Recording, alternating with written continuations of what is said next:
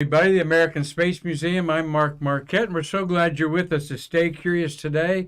And you are going to stay curious today with a jam-packed July 28th, a space history spanning 6 decades. We're going to take you to the moon, unmanned and manned.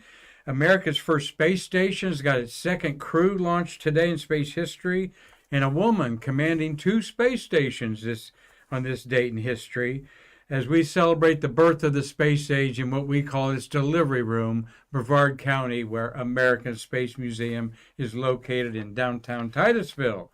Marty Winkle, my cameraman, co-producer, is here doing our Streamlabs computer program. Thank you, Jessica Galloway, for solving another little technical issue this morning. And we're going to kick it off with, of course, we want you to support our museum while we're closed till August 8th.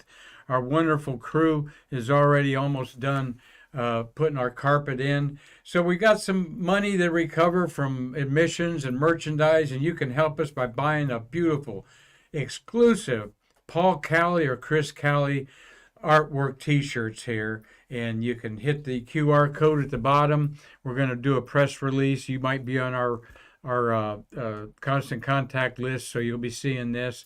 The Neil Armstrong is $22, and the 2 color ones are $25 each, plus shipping and tax. So we hope to be having these next week in the museum and wearing them and showing them off. So a way that you can support our museum from afar, and we appreciate Chris Calley and his family supporting our American Space Museum in this way. Hey, did you see the latest image from the Webb telescope? Got to get used to saying that, Marty. This is a fantastic picture of a galaxy. The intricate gases and stars being born here is just mind-blowing to astronomers everywhere. And we will be keeping you up to date on some of these fabulous images from the Webb that are going to be coming in new ones about every week. So everything's going great with that. And no doubt you've heard about Russia wanting to pull out of the space station. Yesterday, our shuttle pioneering astronaut John David Bartow, who was involved in early space station science, I asked astronaut John David Bartow what he thought about the Russians pulling out of the ISS, and his reply was that, quote, "I've heard it before, and I just let it roll off my back." So, in other words, politics as usual between the superpowers. But here is the Nokia science segment that was launched about a year ago, Marty, I think is when this one went up. It has in it a studio for movie producing, because they had an actress go up there about 6 months ago with their producer and film director, all in the same guy, to do a movie up there. So this is their newest segment. That on the far right, Marty's the new docking collar. So Russia's got 4 or 5 segments up there, and this is one of them. And they're financially strapped. Let's remember that the Roscoe, Russian Space Agency, needs money. They're missing the $60 million per NASA astronaut that we used to pay them 4 or 5 times a year to keep our rotation going on the space station until SpaceX got involved taking astronauts up there. So we'll, of course, keep abreast of what that is all going on with Russia. But I guarantee you this, those 7 astronauts up there are as tight as can be, because they know their lives rely on each other. Though they may go to 7 different segments and sleep, they certainly work together like an international space station should. So, hey, who's this guy, Marty? You recognize this guy? It's Abe Silverstein. And Abe Silverstein has a unique place in Apollo lore or Apollo history. He was at a luncheon. He was actually a he's a director of the Office of Spaceflight Programs. And at a luncheon in Washington, old Abe Silverstein was at lunch with such big names as Don Ostrander from NASA headquarters, Bob Gilruth, Max Faget. Bob Gilruth was over the manned program in Houston. Max Faget, the designer of the Mercury, Gemini, and had his hand in all the spacecraft, Apollo and Shuttle. And, of course, Keith Glennon was there, NASA's first administrator. And he suggested using the name Apollo after the Roman god of the sun for the next program to follow Mercury and Gemini. And July 25th, old Abe Silverstein got a call from NASA headquarters saying that Keith Glennon had approved the name of Apollo. And the announcement was made by NASA's first administrator, Glennon, on this date, July 28, 1960, that spaceships to the moon would be under the Apollo program there. And there's our Apollo insignia there. So the rest is history for Mr. Abe Silverstein. He was a longtime manager at NACA, the National Advisory Committee for Aeronautics, the predecessor to NASA. And Abe died, get another picture of him in there. He died June 1st, 2001 at age 93. So the man saw our space program flourish and lived a good long life. And he named our Apollo program, and now you know. Well, we got to wish a happy birthday, 61st birthday to Scott Perezinski, a whopping 5 space shuttle missions, 58 days in space during his lifetime. And he was the first person to have flown in space and then climbed Mount Everest, the highest point on Earth. Scott Parazynski, born in Little Rock, Arkansas on July 28, 1961, but he grew up in Palo Alto, California, and Evergreen, Colorado.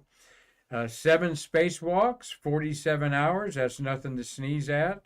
And he actually did an unplanned EVA on STS-120 to repair a solar panel that had messed up on the space station. So he's a big luge rider, Marty. He loves, and there's his book, The Sky Below. I like that title there, The Sky Below. I've not read this book.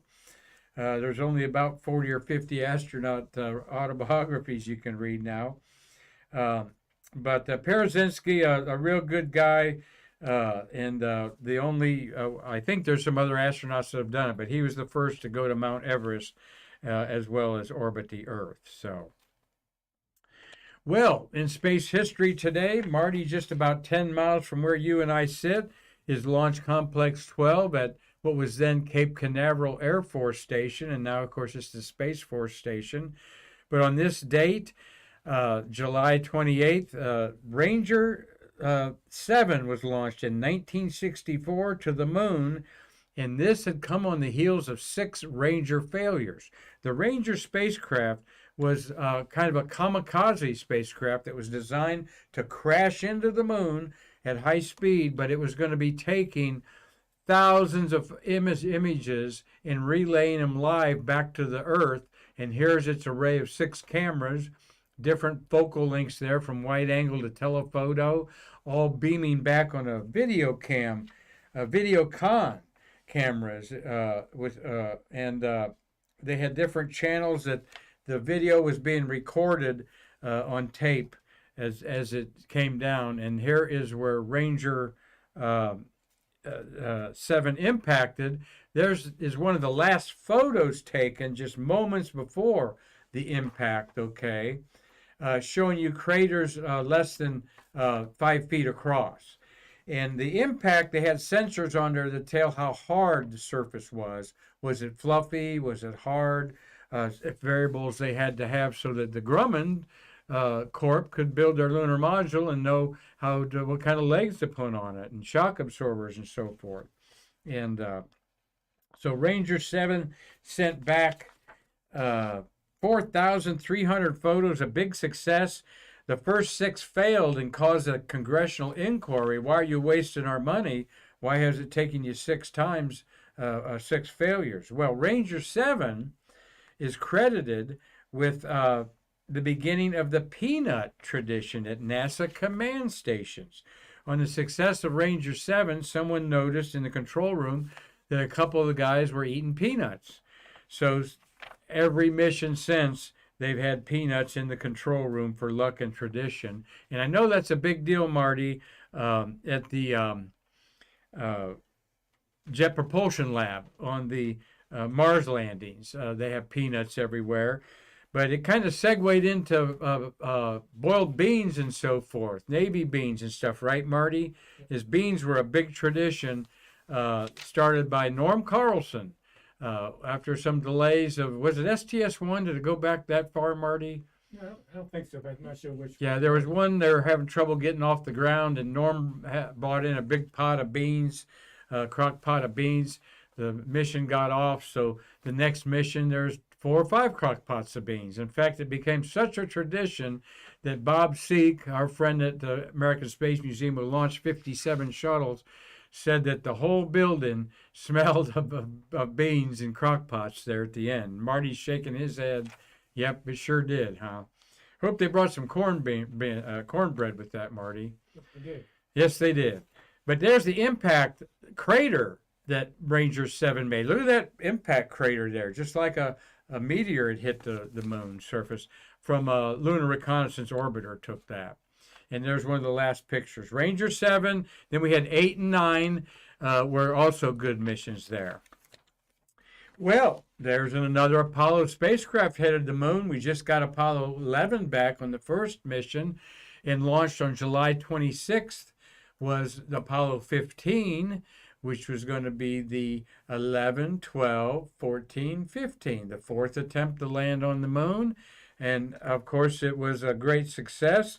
And here is the crew that lands. The 2 that land are in the lunar rover, Commander David Scott, who's 90 years old, and Jim Irwin, who passed away almost 20 years ago. He was the first of the moonwalkers to pass away. And that's Al Worden standing there with a lunar orbit satellite that he deployed as he orbited the moon. And we lost Uncle Al in March a year ago. So he is a greatly missed astronaut, a very affable man that if you ever crossed his paths, you got a story or two about Uncle Al Worden there. So Apollo 15 is going to land on July 30th at the Hadley Rill over the Hadley Mountain. There's the rill. And rest in peace, our good friend there, Bob Pearson, who passed away a couple years ago also. Bob trained all the astronauts in the simulator at Kennedy Space Center how to land on the moon. He bragged about, I landed on the moon more than anybody. And it was the biggest video game you could imagine, quite sophisticated. And this is a 3D relief that was given to Bob that was very similar to larger relief maps that they use in the video game called the Lunar Module Simulator there at the Flight Crew Training Buildings, what Bob taught me to say there. So, Bob, we miss you a lot, brother, and in touch with him through his family once in a while. Well, here I am looking at who we call in our museum Bob S.M.E.A.T. All right, that is Bob Crippen's S.M.E.A.T uniform that he wore. What are you talking about, Mark? S.M.E.A.T, a uniform I'm not familiar with, a beige-looking thing. Well, the Skylab Medical Experiment Altitude Test, or S.M.E.A.T, began July 26, 1972, 50 years ago, when Bob Crippen, Dr. William Thornton, and Carol Bobko,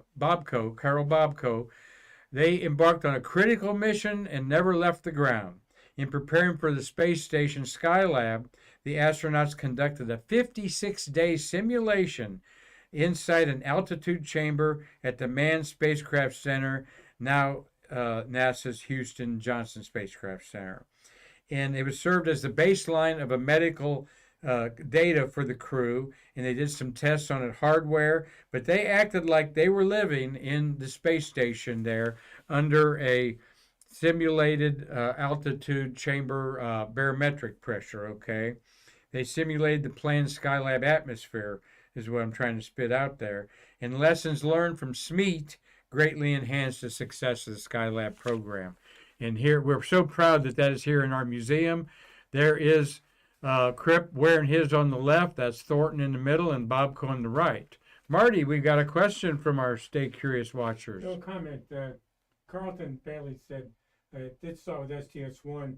It was a small bowl that for Norm Carlson's staff. That's why I don't remember it. Okay. Carlton Bailey, launch photographer, more than 600 launches, says that during STS-1 there was a small little crock pot maybe of beans there that people picked up on. But Not people, it's Norm Carlson. Norm Carlson had there. And so from there, it exploded into almost, we got enough beans, guys, okay? Let's just bring 10 pots. So thank you, Carlton. Hope you're feeling better.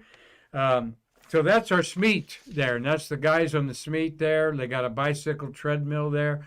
Obviously, they checked out equipment that would be life-preserving equipment on that mission. 50 years ago, a mission that never left the ground, the Skylab Medical Experiment Altitude Test. So, but the real Skylab, there it is inside the real Skylab with a couple astronauts in there. A cavern, after all, it was the third stage of the Saturn V rocket, and that they gutted. There is the crew launched today in space history. On the left is scientist Owen Garriott. In the middle is Jack Lousma, and that is Alan Bean. On the right, the Moonwalker commanding Skylab. It was the second crewed Skylab.